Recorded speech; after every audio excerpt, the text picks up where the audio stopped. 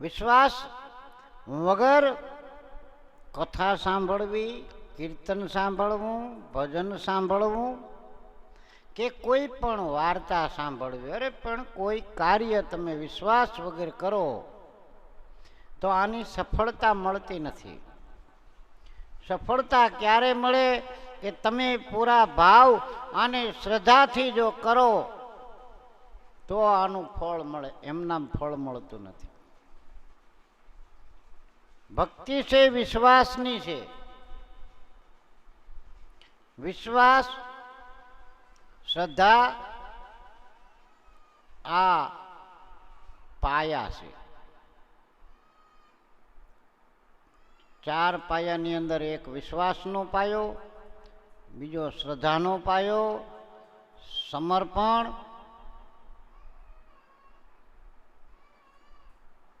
એટલે એક ગામની અંદર રામકથા બેઠી છે. આ રામકથાની અંદર એક સંત મહાત્મા 9 દિવસની રામ પારાયણ બેઠેલી. બાપુ જેવા કથા વાંચવા બેસે એટલે પહેલા આહવાન હનુમાનજીનું કરે, અને હનુમાનજી મહારાજ એવા છે, એને વચન આપેલું છે કે જે જગ્યાએ રામજીનું મંદિર છે, પૂરી શ્રદ્ધાથી જે કોઈ સંત મહાત્મા અથવા તો કોઈ પણ વ્યક્તિ પૂરા ભાવથી શ્રી રામની પૂજા કરતા હશે, તે જગ્યાએ હનુમાનજી મહારાજ સ્વયં બિરાજમાન થશે. જ્યારે રામચંદ્રજી ભગવાન, હનુમાનજી અને રામચંદ્રજી ભગવાન બે ભેગા થયા એટલે કીધું કે હનુમાનજી હવે મારે જવાનો સમય થયો છે. ત્યારે હનુમાનજી મહારાજ કીધું કે પ્રભુ તમારા વગર હું ન રહી શકું. ત્યારે રામચંદ્રજી ભગવાને એટલું કીધું કે હવે પાછળ જે કળયુગ આવે છે એમાં તમારી બહુ જરૂર પડશે, તો તમે મૃત્યુ લોકની અંદર અજર અને અમર થઈને રહો. એટલે તો એને અજરા અમર કહેવામાં આવે છે. પણ પ્રભુ હું ન રહી શકું, મારે શું કરવું? ત્યારે કીધું કે જે જગ્યાએ મારી સ્થાપના હશે, જે ગામની અંદર રામજી મંદિર છે, ત્યાં પ્રથમ પહેલા દર્શન તમારા થાય છે, અને તમે મારા રક્ષક બનીને તમે ત્યાં કણે જીવિત હશો, મારું તમને વચન છે. ત્યારે હનુમાનજી મહારાજે પણ કીધું કે જે જગ્યાએ રામકથા હાલતી છે તે જગ્યાએ હું ત્યાં જરૂર ને જરૂર તમારી કથા સાંભળવા આવીશ, આવું મારું વચન છે. પણ પૂરી શ્રદ્ધાથી જો ગુણગાન ગવાતા હશે તો. એટલે બાપુ કથા વાંચવા બેવે એટલે તરત જ કહેવા લાગે,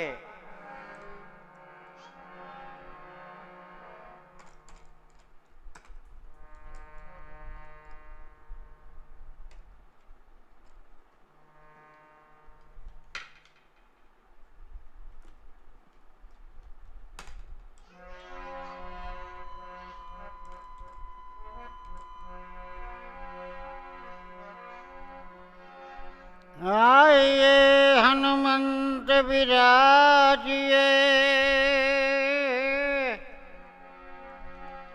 આયે હનુમંત વિરાજીએ, કથા કહું અતિ અનુસાર,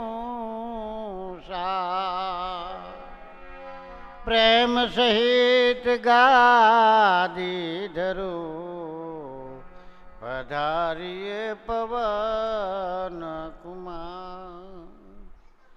આઈએ હનુમંત બિરાજીએ કથા કહું મતિ અનુસાર પ્રેમ સહિત ગાજી ધરું પધારો પવન કુમાર. આવા શબ્દ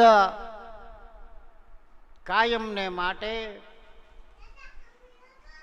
હજારો માણસ કથા સાંભળવા આવે, એમાં એક વ્યક્તિને મનની અંદર શંકા જાગી કે બાપુ એમ કે છે કાયે હનુમંત બિરાજીએ કથા કહું મતિ અનુસાર પ્રેમ સહિત ગાદી ધરું પધારો પવન કુમાર. તો અહીંયા ખરેખર હનુમાનજી આવતા છે? આવતા હોય તો એનું પ્રમાણ શું, એની ખાતરી શું?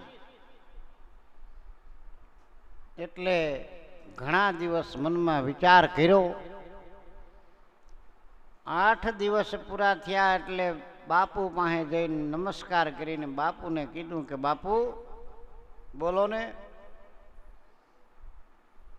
આ તમે કાયમ એમ કહો છો કે આઈએ હનુમંત બિરાજીએ કથા કહું મતિ અનુસાર, તો અહીંયા હનુમાનજી આવે છે એની ખાતરી શું? એટલે બાપુએ કીધું કે ભાઈ એ તો વિશ્વાસ અને ભાવની વાત છે. આ બધાય ગાય છે એટલે હું ગાઉં છું એવું ન વિચાર કરતા. હું મારી શ્રદ્ધાથી હનુમાનજી મહારાજને બોલાવું છું અને મને પોતાને એવો વિશ્વાસ છે, મારી જાત ઉપર મને વિશ્વાસ છે કે હનુમાનજી મહારાજ આવે, કારણ કે હનુમાનજી મહારાજ વચને બંધાયેલા છે શ્રી રામચંદ્રજીની હારે. કે પણ તમે વાત કરો છો એ વાત સાચી, તમે અહીંયા ગાતા હશો, બધે ગાતા હશો, બધી જગ્યાએ આ ગાતા હશો, પણ કોક દિવસ તમારે ખાતરી તો કરવી પડે ને. ત્યારે બાપુ બોલ્યા કે ખાતરી કરવાની મારે જરૂર નથી, તને કાંઈ ઈચ્છા છે ખાતરી કરવાનો? હા, મને તો શંકા લાગે છે કે હનુમાનજી આવતા હોય ન આવતા હોય કેમ ખબર પડે? એ કે પણ એવી ખાતરી કરવાથી તારે કામ શું છે? ના ના, ખાતરી તો કરવી પડે ને બાપુ, નકર તો તમે બોલો એ બધું ફેલ. એટલે બાપુ થોડાક મૂંઝાણા તો ખરા, પણ પોતાના વિશ્વાસે કીધું કે ખાતરી કરવી હોય તો આજે સાંજે તમે આ આસન જ્યારે ગાદી ખાલી થાય ત્યારે પણ કહેવું પડે. શું કહેવું પડે? कथा विसर्जन होत है, कथा विसर्जन होत है, अन सब देव गया दान. માટે તમે હવે સીધાવો ને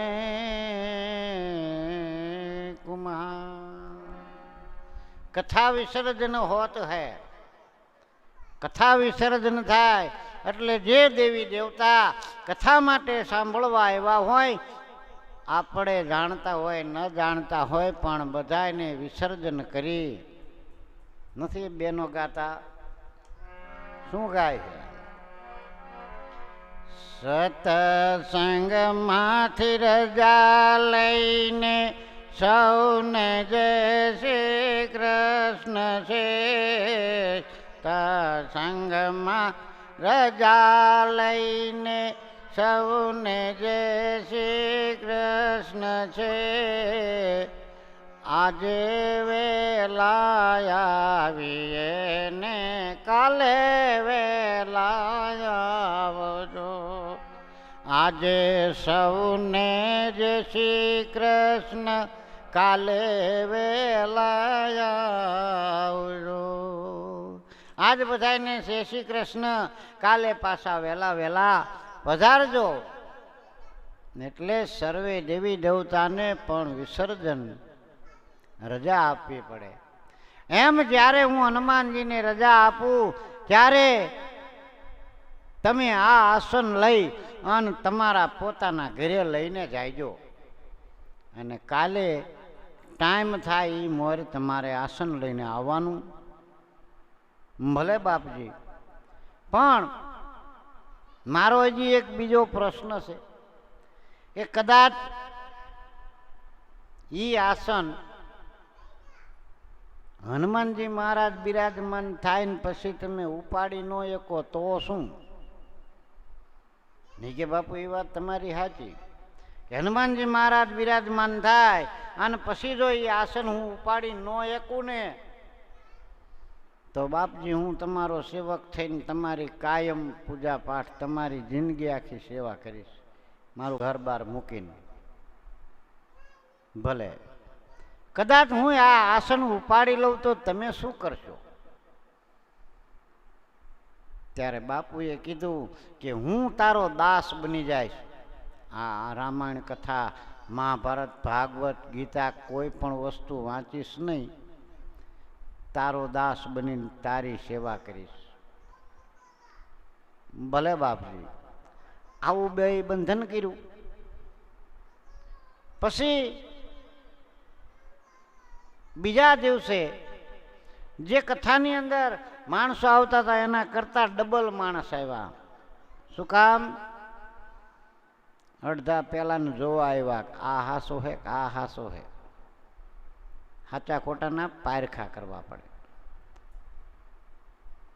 અમુકને પારખા કરવાના હોય, અમુકના પારખા ન કરવાના. વાટકીમ ઝેર નાખ્યું હોય કાયદેસર ને પછી તમે એમ કહો પારખું કરવું છે, એ તો મીરાબાઈની ઘોડે જો થઈ જાવ ને તો પારખું થાય, બાકી પારખા કરાય નહીં. બીજો દિવસ સવાર થયો, બાપુ સમયસર હાજર થઈ ગયા. પોથીજીને નમસ્કાર કર્યા, પરિક્રમા કરી. ત્યાં પેલો ભાઈ આસન લઈને આવ્યો. બાપુએ કીધું કે આસન જે જગ્યાએ કાયમ હું પાથરું છું એ જ જગ્યાએ તમારે હાથે આસનને પાથરી દો. આસન પાથરવામાં આવ્યું, 2 અગરબત્તી કરવામાં આવી. બાપુ પોથીજીની પ્રદક્ષિણા કરી અને વ્યાસ પીઠ ઉપર બિરાજમાન થયા. વ્યાસ ઉપર બેઠી અને જેવા બાપુએ ઉપાડ્યું, આયે હનુમંત બિરાજીએ, આયે હનુમંત બિરાજીએ, કથા કહું મતી અનુસાર. આ પ્રેમ સહિત ગાદી ધરું, પધારો ને પવન કુમાર. પણ બાપુની આંખમાંથી આંસુડા ને જતા રહ્યા. બાપુ અંદર મનોમનથી કહેવા લાગ્યા કે હે ઈશ્વર, હે 14 લોકના નાથ, હે હનુમાનજી મહારાજ, હે રામચંદ્રજી ભગવાન, આજ આ પરીક્ષા મારી નથી થઈ રહી.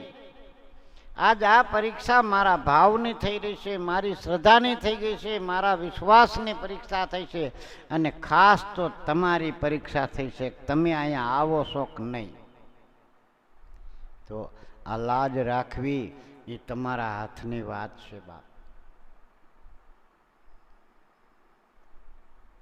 આવું અંદરથી જ્યારે અવાજ નીકળો નાભી કમળમાંથી, 4 પ્રકારની વાણી, એની અંદર પરા, પશ્ચિમથી, મધ્યમ અને વેખરી.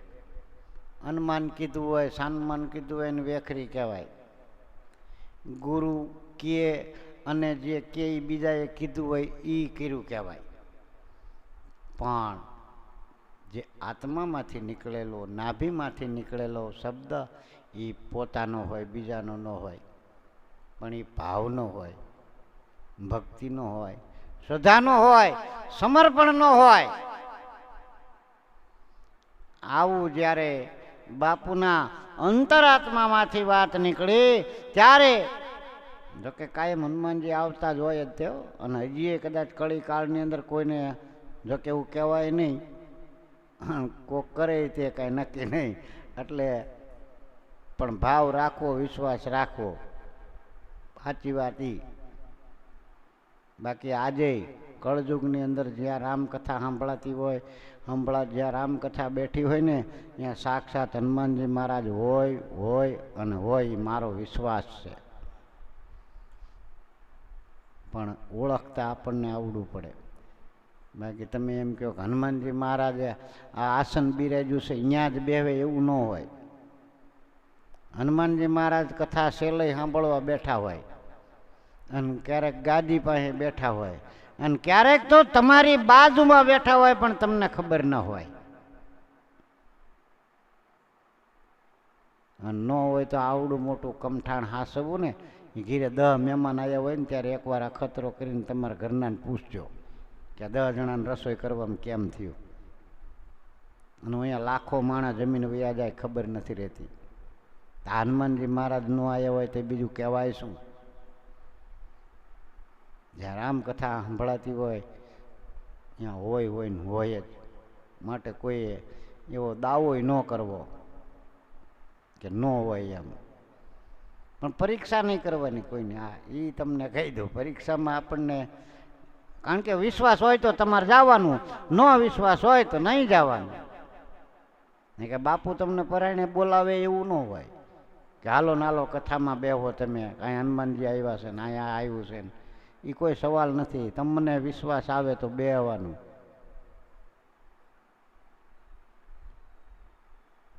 જેવું બાપુએ આહવાન કર્યું પછી પેલા વ્યક્તિને કીધું કે હવે આ આસનને જરીક તમે ફેરવી લ્યો. હવે પેલો વ્યક્તિ તો આસન ફેરવવા માટે આગળ વધ્યો. અરે આસનને અડવાની ક્યાં વાત કરો છો, ઉપાડવાની તો પછી, પણ એ આસનને હાથ ન લગાડી શક્યો સાહેબ. કારણ કે હનુમાનજીની તાકાત અજરા અમરની તાકાત છે.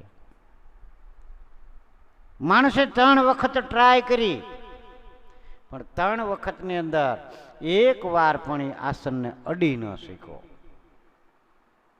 દોડીને બાપુના ચરણમાં પડી ગયો અને બાપુને કહેવા લાગ્યો, બાપજી મને આજ વિશ્વાસ છે, બેહી ગયો છે તમારા ઉપર. પોતાના ઘરબાર છોડી અને બાપુની સેવામાં, બાપુના આશ્રમમાં, બાપુની હારે જતો રહ્યો. એટલે અમુક વસ્તુના વિશ્વાસ ન હોય ને તો ત્યાં જવાય નહીં, અને ગયા પછી એને કાંઈ પ્રશ્ન કરાય નહીં. તમને પૂર્ણ થતું હોય તો જવાય, નકર હે ને સીતારામ. એટલે હનુમાનજી મહારાજ આજે આવે છે અને આવે છે.